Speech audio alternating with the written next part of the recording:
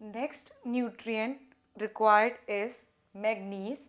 It activates enzyme responsible for photosynthesis and is also involved in respiration. Zinc. It activates certain enzymes, especially carboxylases. Copper. It is part of enzyme which is responsible for redox reaction. Boron.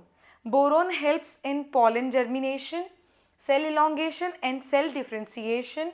Chlorine. Chlorine helps in maintaining anion-cation balance and it is also responsible for the water splitting reaction in photosynthesis. Deficiency symptoms of essential elements. Critical concentration is that concentration, if this much concentration is not being provided to plants, the growth is retarded and ultimately it will lead to the death of the plant.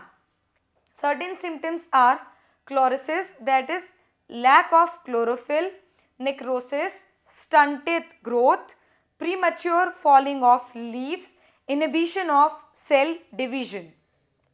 Toxicity of micronutrients. Micronutrients are required in a very narrow range of concentration. That is, if that range of concentration is not met, deficiency will occur. But if that concentration range is exceeded, it will lead to toxicity, as in case of manganese. If excessive manganese is taken up by plant, brown spots will appear, as well as it will interfere with the translocation of calcium towards the shoot apex or shoot apex meristem. Mechanism of absorption of these nutrients. Two phases, these nutrients absorb in two phases.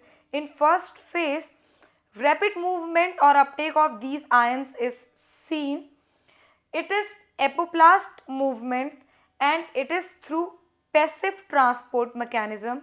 In second phase, as they move more towards the inner side, the movement is slow, it is symplast and it requires energy to move and hence it is active mode of transportation.